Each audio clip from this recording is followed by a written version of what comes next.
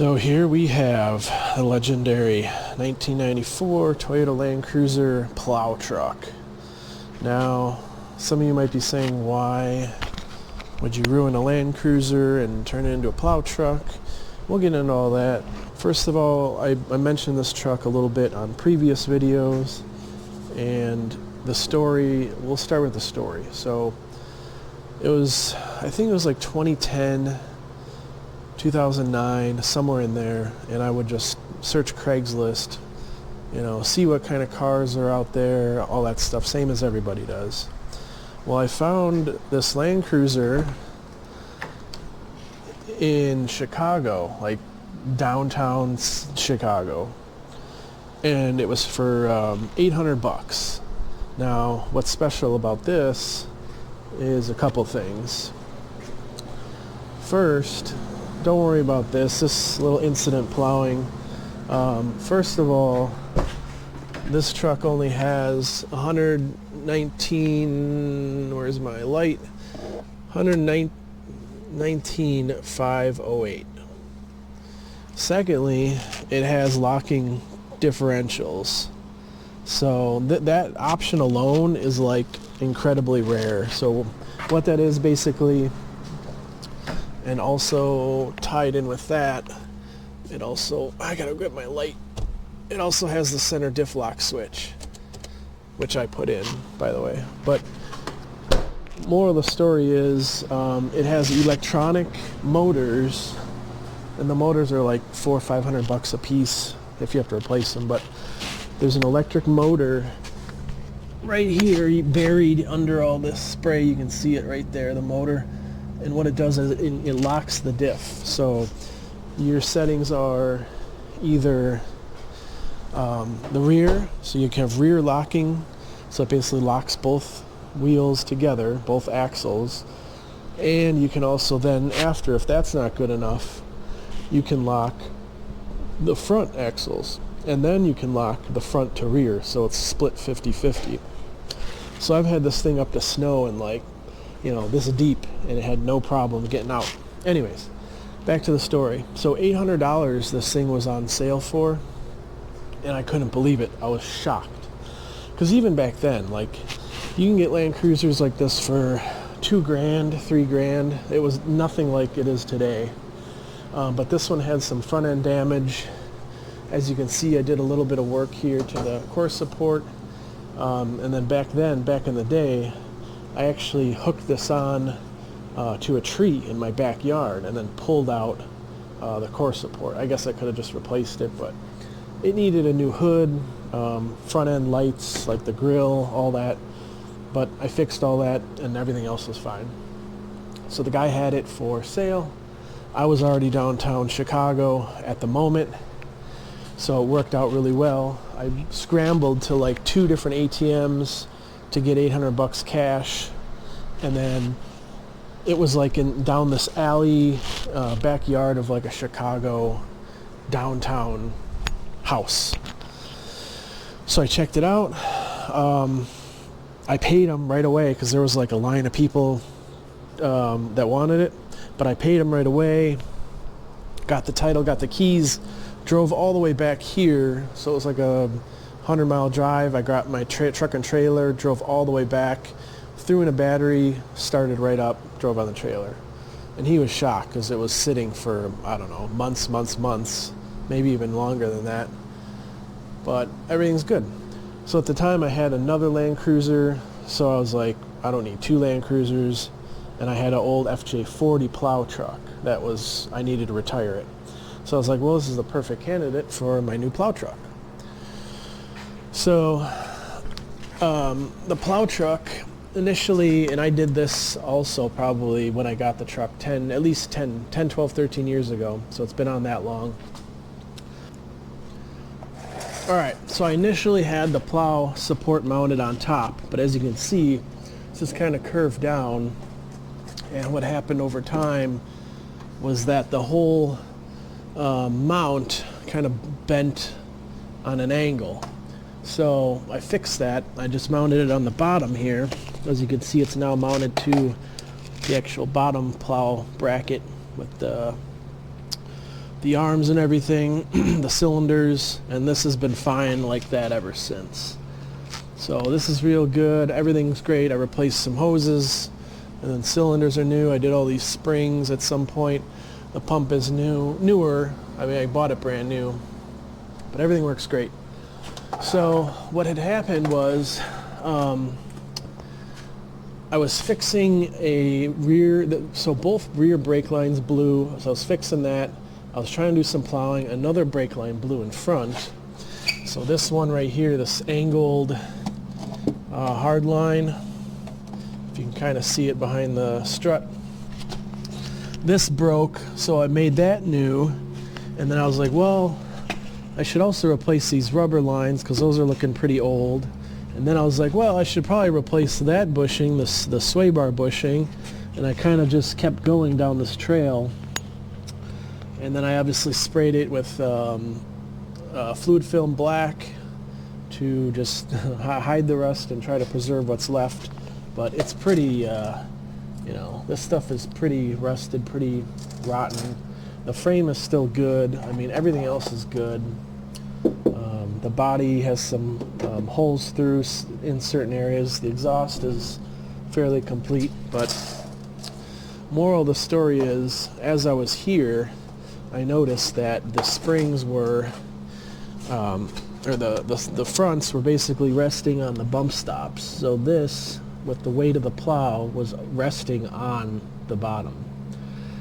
And then I also noticed, I think the other side actually, the spring was starting to tear. So there's like a rip in the spring. It didn't break all the way through, it was just kind of tearing. So then I also took off the struts, and then you can compress them by hand, and they never rebounded, so those are done too. And that led me down the path to where I am now, and the point of this whole video, which is new struts and springs. So what we're going to do, you know, part numbers and everything will be in the description, obviously. But what we're going to do is we're going to put these nice springs on. I don't know if there's a difference left or right, but these give us about a 2-inch lift, and that was kind of the amount that the plow was pulling the front down. So ground to fender right here, the fronts are 2 inches lower with the plow versus the rear. So one, this is going to help our height, and two, it's going to help with the weight of the actual plow. So I'm excited to see how this truck drives and plows with springs and struts that are brand new and not riding on the bump stops. Now our struts here, these are the Nitrocharger 63018s. I just basically called up Cruiser Outfitters here and said, this is what I got, what do I need? And they hooked me up with this kit. And then here we've got the front springs, 2851s of the OME. I guess they are now with ARB. But I remember OME way back in the day even, you know, when I first got into Land Cruisers. And it's good to see they're still around, and I think they're doing some stuff for the OEM too. I think the new Tacomas or something have the ARB bumpers or something like that. But again, OEM struts, the front, or the right and left actually have different part numbers. So I'm not sure if that's the case on these, or if these are just the same. It seems like they're pretty much the same, so they can go interchange either way. Alright, good to know. And then also, I've got a new AC pulley here and a bolt right there, because you definitely need AC in winter, because it's just, there's so much liquid in the air and moisture in the air that you have to, your windows all fog up. So I got a new compressor on there, new Denso. Where is it? There it is. New Denso compressor. However, I learned that the nut or the bolt is completely rusted and I can't tighten it, the belt. So that's got to come too. But for now, we are just going to replace at least on video, the struts or the shocks and the springs.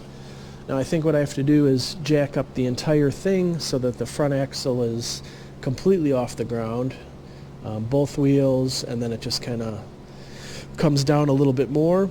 And at that point, I think we can just kind of push this down and then pull the spring out, and that's it. Pretty easy. So we'll see how it goes. Alright, so we have the truck jacked up enough as to where I remove both wheels. Next step, looks like I'm going to disconnect the shocks, and hopefully that'll drop the axle down enough that we can sneak the springs out, but we'll see how that goes. So, as you can see, the strut is no good. I mean, you can pretty much work it by hand. There's absolutely no pressure and tension, and no rebound of any sort. So the truck was like this for at least 10 years. And here you can see where that spring is actually ripping. It's not broken all the way through, but it's definitely cracked and tearing through itself. So yeah, I mean, it functioned. It got from point A to point B. It just did plowing, my driveway and other areas. Nothing commercial or anything crazy, but it still did the job. So I'm going to pull the top nut off and then see why this isn't going down. If I have to use spring compressors or something, I guess we'll do that, but I'd like this just to drop down a little bit more. So I'm pretty sure the spring is just stuck. It's not coming out of there, so let me try with a pry bar somewhere. Maybe in here a little bit. Yeah, it's just kind of stuck. Can't get it out. There we go. Alright, so it just broke. If it was broke, I don't know before, but it's definitely broken now. As you can see, yeah, this is a problem. I don't know how I'm going to get this down far enough unless I have to do the other side. Yep. I'll leave that for now and then undo the other side. So I learned that we have to also disconnect the sway bar, which might be interesting considering the condition of the bolts, but I mean, they don't look too bad. Maybe a little heat will loosen them up, because I've got new bushings anyways for that. So yeah, map gas it up and just slowly turn those. Hopefully they don't break, and then that should give us the drop that we need to just pull these out without any kind of compressor. We got it. One bolt turned into an 11 millimeter, so I had these vice grips, and luckily it came out. And the other three were okay. We're left with a pile of fun all over the ground, rust everywhere.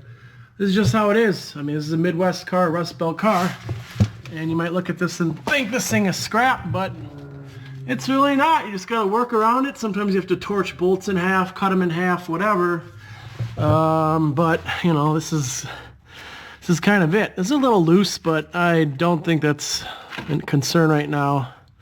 I mean, I don't know. I can replace them, but as long as it's together in one piece, I think we're okay.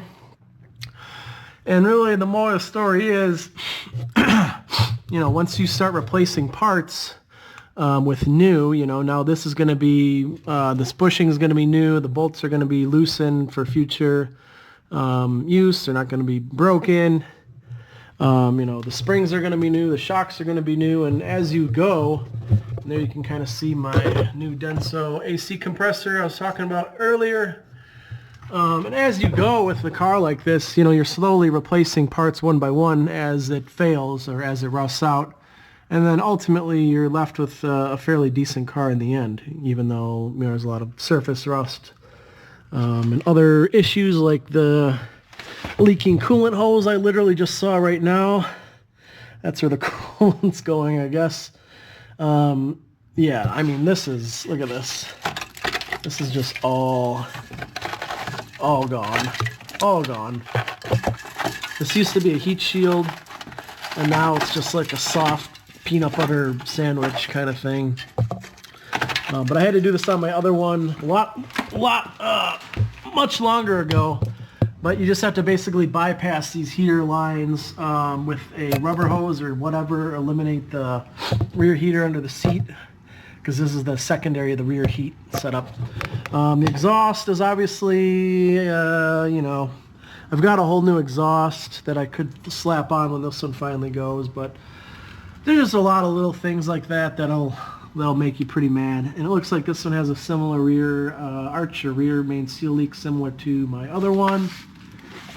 But overall, you know, it's a Plow truck and it does what I need it to do. So front main seal probably, or oil pan or something very minor. So with the sway bar disconnected now, we have much more room to get these springs out and put the new ones in. So let me inspect all this, take out the broken one, and I'll blow all this out with compressed air, you know, so there's not rust, and then I'll actually probably coat this with something, paint or like rust converter, just to try to remedy some of this nonsense. And while we're here, I guess I can put this right up to the new one. If I can, yep, there you go. So there's our broken one, and here's our new one.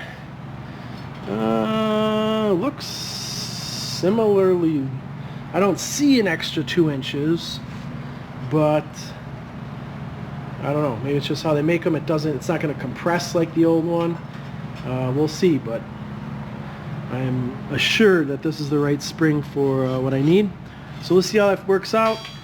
And then right to left, I don't know if there's a difference. Like I mentioned earlier, the OEM part number is different. Right and left spring, I don't know why. Maybe just how the winding coil sits on the bottom or something. Well, let me clean all this up and then we'll put them in. Alright, so let's use a little bit of air.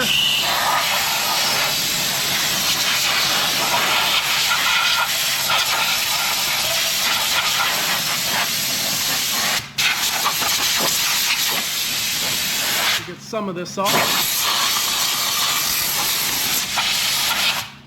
Alright, and then I've got some Loctite Extend Rust Neutralizer. So I'm not expecting too much from this, but we're just going to spray some of this on here, and then what I'm going to do is just paint it once it's neutralized, I guess. I don't know how long this takes, if it's overnight or something. I mean, it's better than just painting on it directly, I guess. I don't know. At this point, this car, it doesn't really matter, but I'm just doing it for the video so you guys can see. I've used this on the Mirage on some little spots it had. And yeah, it worked pretty well. It just turns into some weird looking, not rusty color. And then you spray right over it. So I'll do the other side. I did up here as well. And I'll see how long it takes to dry before you can paint it. I hope it's not overnight. Yeah, 24 hours. Another coat. So it looks like we're going to have to wait and I'm going to paint through the coil or something. I don't know. We'll figure something out. Alright, so I got the new shock laid out against the factory ones. Now it says this is a Type 1 kit, and then on the instructions it shows Type 1 here. So it's kind of vague as to what goes where, but I'm assuming there's 2 washers that are the same, and then the center one is a little bit different. So if I go off of that picture, I've got 1 with a big hole and then 2 with smaller holes. So if I follow the picture, it shows this one, smaller hole, bush, vehicle body, so this is going to be the top body, and then we've got this bigger one this way on top of the mount, and then we've got the rubber, and finally that one. So that's how the picture shows. If that's wrong, let me know, but I'm going exactly off of this. And then the same, I would assume, is for the bottom. So we've got our normal one here, got our bush or bushing there, then we're going to go through the factory mounting spot, and then we've got our bigger one here above, and then that, and then that. Let's see how that works. All right, so we've got everything mounted in. A little bit of an angle just because the axle's so low. Once we jack it up, it'll straighten out again. But we've got the spring against the stopping point kind of back there. There's like a ridge that it rests on.